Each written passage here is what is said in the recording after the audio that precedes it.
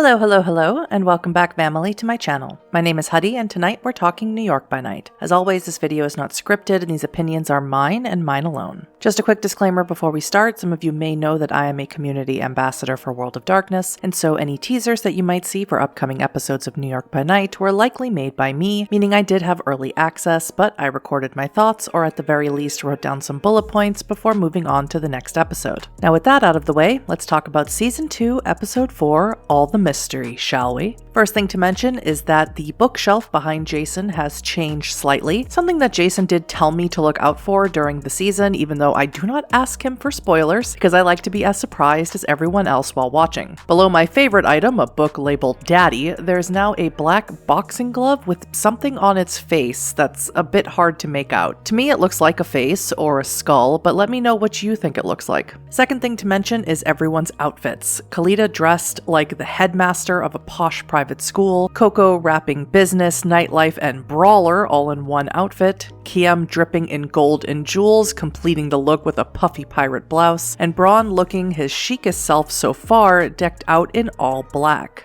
The outfits in Season 1 were terrific, but the Camarilla coterie really has gone the extra mile to distinguish themselves as the elite 1% the Ivory Tower represents. The episode begins a few nights after Episode 3, after the fight between Bron and Airbox in the pit. It seems that Rafferty awarded them a grade of A for bringing Lizzy back to the Bronx, and now the coterie have 10 whole blocks of the Chelsea neighborhood as their domain. Bron is on the hunt, and Coco is with him as an assist, enjoying bagged blood hidden in a Capri Sun. Before, I thought that Coco had the grave robber predator type, but it's entirely possible that she has the bagger type instead. We learn that Bron, like Ray in Season 1, has the alley cat predator type and is hoping that Coco can offer some help procuring prey, again like Ray asked Fuego to do in Season 1. A bit different to Ray, however, Coco simply redirects an inebriated person into the alley without a sound, and Bron, perched above the alley like a gargoyle, drops down on his prey and takes almost all of his fill, leaving the person alive, unlike Ray did. But similarities continue as Bron receives a dyscrasia hit from the person's blood resonance, much like Fuego did in Season 1 at the cage, which caused her to unintentionally radiate a powerful bit of presence. Before leaving the victim to hopefully recover in the alley, Bron takes a bit of the victim's hair as a gift for Kiem. Adorable. We all knew Bron was a cinnamon roll. Meanwhile, Kalita and Kiem are at the art gallery, the Frosted Glass, and Kiem bemoans having to clean up the mess they made back in Episode 1. Kalita asks Kiem about her sire, calling back to Rafferty, informing her that Kiem's sire is no longer around, and Kiem admits that she was sent to kill her sire, Amadeus, when she was still mortal, but she failed and was embraced instead, and was abandoned almost immediately afterwards. Kiem is still looking for them and only came to Rafferty because her sire left her a note with how to contact Rafferty. This is a shocking reveal that Kiem delivers so matter-of-factly my jaw was on the floor, and she's so casual about it. Oh, it's adorable. Oh, it's traumatized. What organization or individual person sent her after a vampire alone as a human? I want to speak to their manager. Kiem asks if Kalita and Rafferty are close, and she admits that they are, that they ran in similar art collector circles. Kalita had rare things that he wanted, including her, as she puts it. Rafferty was interested only in things that no one else had. Daddy on the bookshelf, indeed. During this conversation, Kalita mentions Rafferty collecting Childer-like paintings, which says to me that although Kalita is only recently aware of Fuego's existence, and likely does not know for sure that she is Rafferty's child, Kalita is aware that she has other quote-unquote siblings out there in the Big Apple. Very interesting. Kalita and Kiem then begin discussing everyone's favorite topic, Anarch v Camarilla. Kalita, towing the party line, immediately calls out how ridiculous the Anarch seemed to her, but as we know from last episode, Kiem sees their side as having more freedom, that despite how powerful they are, the Camarilla never fails to restrict them as much as possible. Kalita immediately lets her distaste for Kiem's opinions be made known loud and clear. The coterie all meet up and Carabo greets them as they enter. Carabo has the restoration of the gallery underway, but complains about the insurance not covering everything as troublemakers from the Bronx aren't part of his coverage. Carabo does talk about the silver lining that his original seraph, the tagged concrete slab, wasn't damaged, and shows the coterie an art blog covering Seraph's work, specifically the tag work she did with Francis the Thinblood in Season 1, Episode 7, where they performed some Thinblood alchemy to spray paint what looks like a sun with bloody handprints, which even to Kalita, an expert in many forms of art, looks very odd. Carabo claims that it's finders keepers with this type of art, and he'll have it delivered to the gallery as soon as he can get a truck and a crew to remove it before someone else does. After Carabo remarks on Bron's interesting features, referring of course to Bron's Nosferatu Bane, Coco, clearly wanting Carabo out of the room and off the topic, asks to see his tablet, and immediately ruins it. Coco is on a roll. That's 2 destroyed phones and 1 tablet. Let's see what their electronic body count is by the end of the season. Kalita is less than happy with this and asks Coco to stop, claiming that his gallery was already destroyed when she pulled the fire alarm, causing the sprinklers to activate, that she doesn't need to ruin anything else of his. Bron breaks it up and thanks Coco for trying to help and tells Kalita to go easy on her, that she's just trying to help. Kiem whispers to Bron that she likes it when they fight, which prompts him to give Kiem the lock of hair he stole from his victim, claiming that the human's blood made him feel emotions, which is unusual for him. This is crazy, but I'm having feelings again. Like some kind of 14-year-old kid or something. I mean, you remember feelings, right? Yeah, I have feelings every single day of my life. Do you? Are you saying you don't have feelings? This also reminds Coco to pay Kiem back with a new cell phone secured safely from her Bane in a purse along with some cash serving as interest. Lizzy suddenly appears in the gallery, having employed Obfuscate to slip in unnoticed, and Bron immediately goes on the defensive, but Lizzy claims that Richter has forbidden her to kill Bron. Lizzy claims to be there to see if anything of her painting is left, but it was destroyed not just by water, but by Kiem's potence. Kalita tells her that if she wants to continue painting, she can paint for her gallery in exchange for secrets. Lizzy would get a space and fame for her work, and Kalita would have an informant in the Anarchs. Lizzy seems interested, and as a show of good faith, when Kalita asks what she knows about Seraph, Lizzy divulges some information. She claims not to know too much about her, and when asked about her recent tag work in the Bronx, Lizzy claims that it was a date, a spray date between Seraph and Francis, and that she saw them make the sun, but she didn't get very close as she was afraid they might spot her. Now, I went back to episode 7 of season 1, but it's impossible to know when Jason may have rolled for Lizzy's little spy mission, as he was rolling for Francis's alchemy rolls at the time. Lizzy doesn't just spy on Seraph's dates, she also spies on her vampire daddy, as she reveals to the coterie that Argus was here shortly before they arrived, but as she was obfuscated, he didn't see her. Lizzy offers to follow Argus for the coterie, likely as a counter-proposal for her being an informant for them, to which Kalita accepts, giving Lizzy a card to get in touch with her. Coco offers Lizzy a boon if she would find out more about her vision of Coco, the one about the man below the sea, and Lizzy doesn't seem certain that anything more would come out of it besides what she saw, but agrees to it anyway. Kiem then asks Lizzy for a vision of her own, something she rejected in episode 2. Lizzy also asks for a boon from Kiem, specifically a new dress, to which Kiem agrees to have delivered to the cage. Lizzy tells Kiem to think about whatever it is she wants to know, and Kiem thinks about her sire, Amadeus. Bright lights, big city, Lizzy says. Round and round the wheel of fortune goes, where it stops, nobody knows. The little steel ball bounces number to number, blood to blood. The wheel stops on red. Again, going on absolutely nothing, I'm predicting that Kiem's sire is no longer with us. The circumstances of it are of course unknown. Before Lizzy leaves, Bron asks if she's here in Manhattan alone, which is kinda sweet considering she threatened to kill him, and she says that Mario is in the city, that he's in Central Park and she's meeting him there soon. Central Park is the location of likely many werewolves, but also a gangrel pack with some still loyal members of the Camarilla, headed by probably my favorite character in the Coteries and Shadows of New York games, Tamika. Now, when you meet Tamika in Coteries, she's struggling with whether she should stay in the Camarilla. After all, she is the child of Jezebel, one of the few gangrel that remained loyal to the Ivory Tower in New York City, or if she should, as some of her pack has, retreat to the Anarchs for promises of freedom. Not to mention, Tamika and Torque, the new Baron of the Anarchs, have found themselves in somewhat of a lover's tryst. Could Mario be one of Tamika's packmates, former or otherwise? If so, it opens up the possibility of Ray's sire. He was, after all, embraced by Manhattan.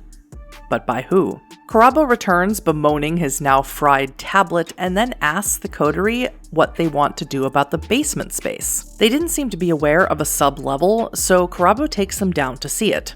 It's large enough to host another gallery and has a separate exit to the street level, so Kalita tells Carabo to scram and forget about the basement, which he does hurriedly. Bron is very impressed, and Kalita offers to make it a space for him, but Bron flatly refuses, saying that he doesn't need comfort or luxury, that he's perfectly happy in a shack near the ferry, all in Bron's best "he doth protest too much" voice. They come to an agreement to make it a shared space, and should Bron want to stay there with or without them at any time, he can, which seems agreeable enough to him. Kalita gets a call from Rafferty, and he tells her that he found someone who might be able to tell them about Lizzy's special painting, and instructs her to take the coterie to the Cloisters, also known as the Met Cloisters, a museum specializing in medieval art and architecture in the Washington Heights neighborhood of Upper Manhattan. He doesn't inform them who it is, but says she will be expecting them. Upon arrival, we learn that it is none other than the High Regent of the Chantry of the Five Boroughs herself, Ashling Sturbridge.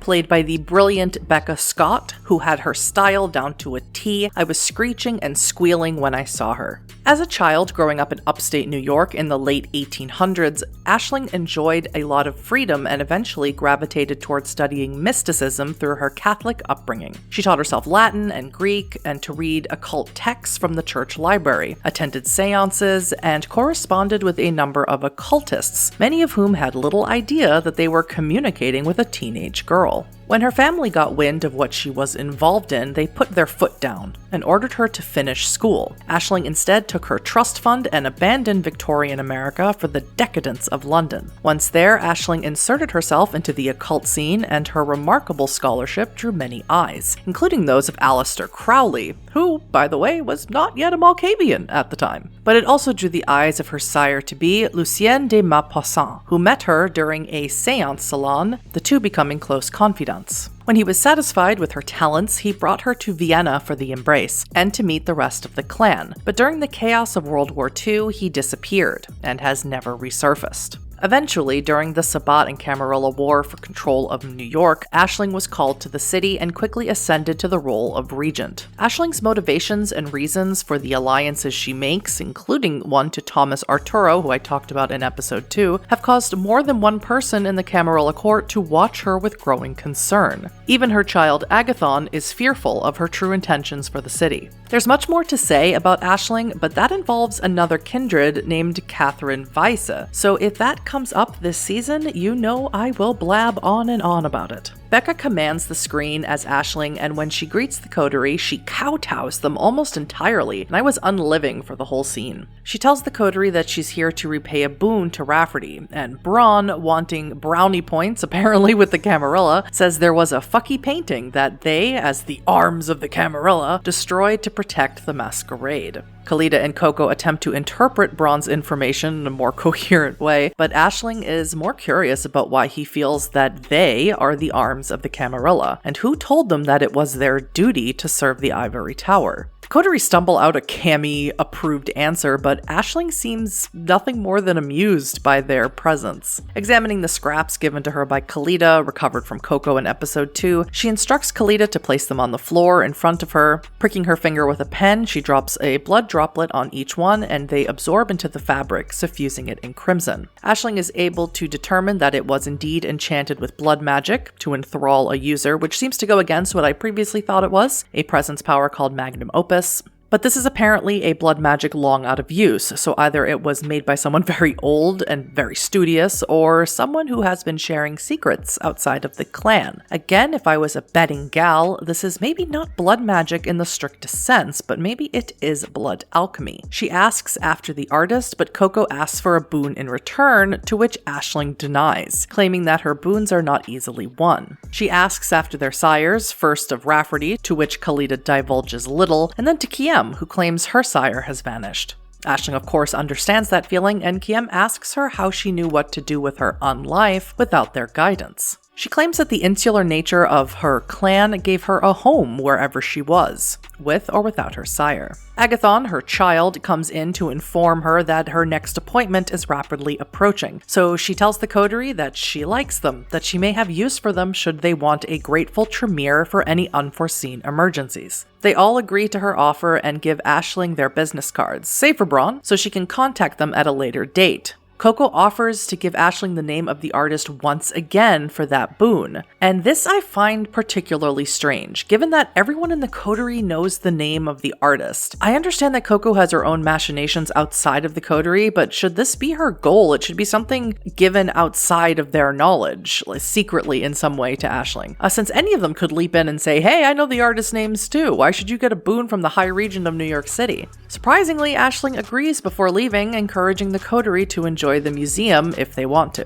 The coterie all pat themselves on the back. This masquerade breach thing has come full circle and is done and dusted, but Coco brings up rightly that Seraph is out there likely doing the same thing with this so-called Francis, and it might be a good idea to nip that in the bud if they can. As if on cue, Lizzy texts Khalida that she's found Argus, that he's sipping tea on their turf. Coterie jump into action like the Avengers, and Wilcox drives them back to Chelsea, to a fashionable bistro where Argus sits pretending to drink tea, staring at a club across the street called Club Crimson, which seems to be suspiciously active even for this bustling area of Manhattan. The coterie decide to let Coco meet with Argus since they've already met, and that Khalida and Kiem would go do a cursory check of the club while Bron watched out for Coco from the shadows. Argus seems surprised to run into Coco again so soon and asks her to join him, which she does. Coco gets right down to business and asks what he was doing in the art gallery, and almost before he could answer, suggests that he was checking up on the work of his child to make sure it was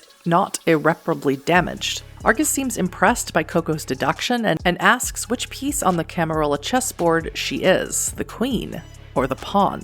Argus offers a trade, info about the club, in exchange for what Coco knows about Seraph. Argus claims that Club Crimson is owned by a member of Clan Ministry named Simone, someone Coco did meet at the cage. Coco tells Argus about Seraph's spray date in the Bronx, and he exclaims, "She's always had terrible taste in men." Are you telling on yourself, Daddy Argus? Argus is dissatisfied that Coco doesn't know precisely where this art piece is and tells her that he won't forget this little lie or deception on her part. As he leaves, Bron, who was hiding just out of view, gives him the old "I'm watching you" gesture. Kiem and Khalida approach the club. Kiem, activating heightened senses, can immediately smell blood coming from inside. Khalida gets accosted immediately by patrons waiting outside who seem to know what she is and asks her for the kiss, but without using those exact words, begging to serve her. Khalida humors them, putting her arms in theirs and escorting them to the entrance, with Kiem quickly behind. The club proper is apparently several floors down below the street level, but they are stopped by a bouncer who says that they aren't on the list, therefore they can't get in. Khalida activates awe, and the bouncer excuses himself. Returning a moment later, he apologizes for the wait and says that Simone is not here right now, and that the club is not in a state for such illustrious guests. But Simone asks that they return in 2 nights so she can host them properly, and offers up a boon for the inconvenience. This episode has boons being flung all over the place. Khalida agrees and says make it a +3, and Kiem offers her hand to the man, but she activates her potence, squeezing it until something pops, and with a laugh tells him to think twice before saying no to them again. If you haven't already, please go follow the World of Darkness on Twitch and YouTube, and if you can, sub to those channels as well. If you enjoyed this video, consider subscribing to me, and let me know your thoughts on Season 2, Episode 4, All the Mystery in the comments. As always, I'll see you in the next one.